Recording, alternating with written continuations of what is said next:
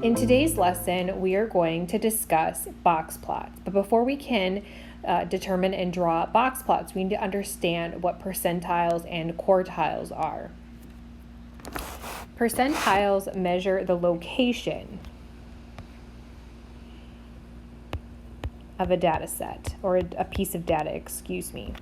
For example, P sub 30 represents the 30th percentile, and it's the value that separates the bottom 30% from the top 70%.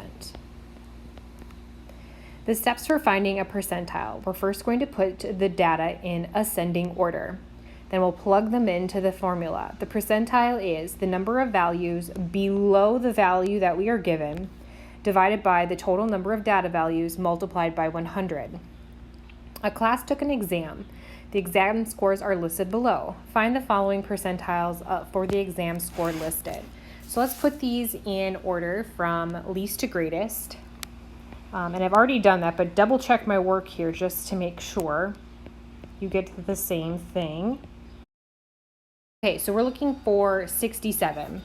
So here is 67. We're looking for the number of values that are below this value. So 1, 2, 3, 4, 5, 6.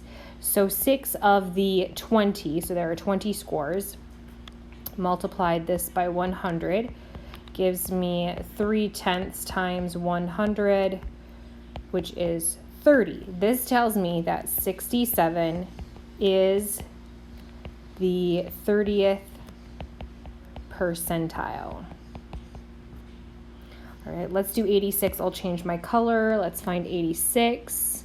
So the number of values below 86. So here was 6, 7, 8, 9, 10, 11, 12, 13 out of 20 are below 86. Times 100 is 65 hundredths times 100. So 65. Thus, 86 is the 65th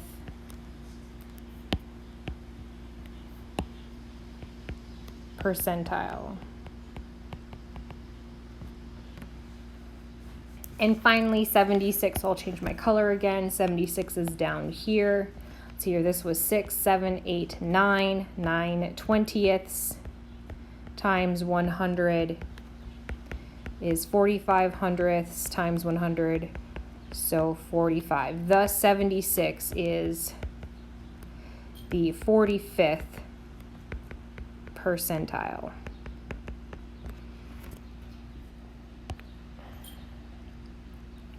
Quartiles are special percentiles. The first quartile, Q sub 1, is the same as this 25th percentile.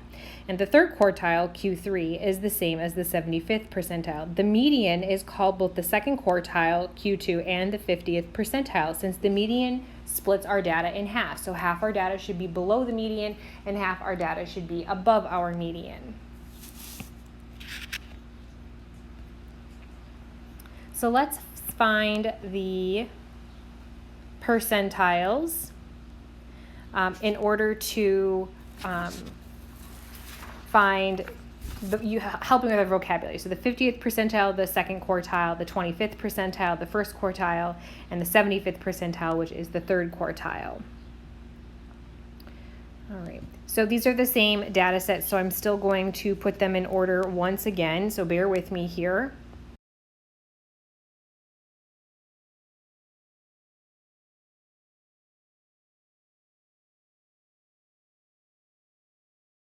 Now I'm going to cross off one from each side until I reach the middle, making sure that I'm going one at a time. And I see that I have two numbers in my middle. So the median is in between these two numbers, and halfway in between 76 and 77, of course, is 76.5, but you could also go 76 plus 77, divide by 2, so 76.5. Now I want to find the 25th percentile, or the quartile 1. So from the data points that are underneath the 50th percentile, I'm going to do the same thing. So I'm going to cross off one for one until I reach the middle. And in the middle, I've got 64 and 66, which we know halfway in between is 65, but 64 plus 66 divided by 2 is 65. So here's quartile 1, in between is quartile 2. So let's find quartile 3. Again, from the middle, the upper half of our data points. So again, I'm going to cross off 1 for 1 in the front and the back until I reach my 2 numbers. So it has to be in between. Here is my third quartile. Thus 88 plus 89 divided by 2, or we know that halfway in between is 88 and a half.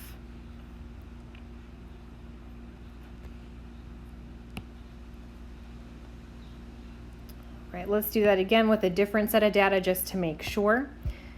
So we have a smaller set of data. Let's again put it in descending in order to make sure that we can find the right values here. So I've got 5, 8, 12, 15, 16, 2 22s, 25, 33, 34, 38, 43, 44, 55, and 66. So again, the 50th percentile is the median. So I'll cross off until we reach the middle.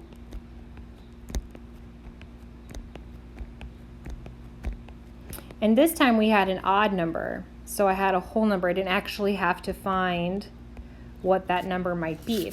But now I can look and identify what are my first quartile, so the lower half of my data. So since my median is included here, I'm only going to go up to my median because it's the numbers that are below the median.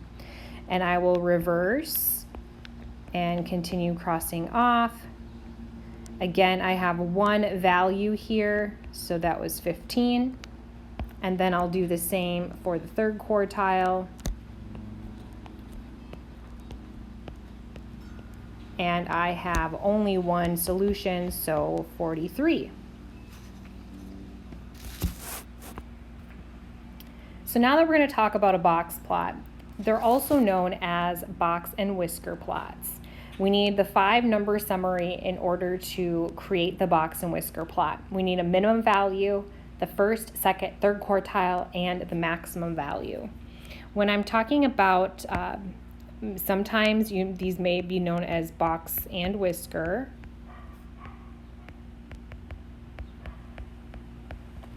Where the minimum and the maximum are the whiskers. And the quartiles create the box.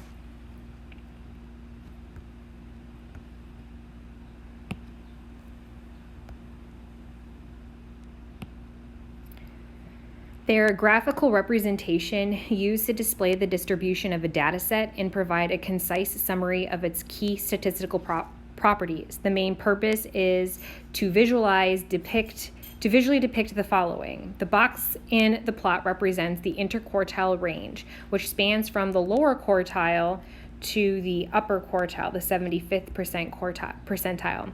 The line within the box denotes the median, which was our second quartile. The length of the box plot's whisker typically extends to 1.5 times the interquartile range from the box. Any data points beyond the whiskers are considered outliers. The whiskers provide a visual representation of the dataset's spread and variability. By examining the box plot's shape, you can gain an insight into the skewness of the data. For instance, if one whisker is longer than the other, it indicates skewness in the corresponding direction. A symmetric box plot has roughly equal whisker lengths. Box plots help identify potential outliers within a data set. Outliers can be data points that lie significantly beyond the whiskers. Their presence may suggest unusual observations or error in the data. Box plots can be used to compare distributions across different groups of categories. By placing multiple box plots side by side, it becomes easier to observe differences in central tendency, spread, and skewness among groups. Overall, though, Boxplots provide a compact yet informative summary of the distribution of numerical data, enabling analysts, statisticians, and researchers to gain a quick understanding of the dataset's key characteristics and make comparisons between the different groups. So we're going to write and create the 5-number summary for the data that we had earlier in our lesson, and then create the box plot that follows it. So again, we have to put them in order, and I apologize, we're going to do this one more time.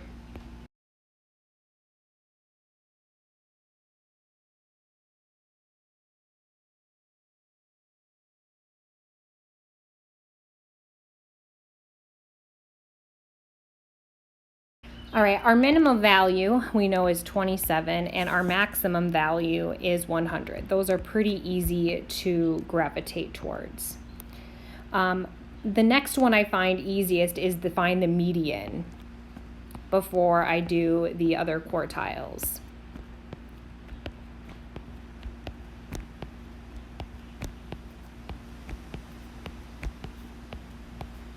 I have 2 in the middle here, so 76 plus 77 over 2, of course 76.5.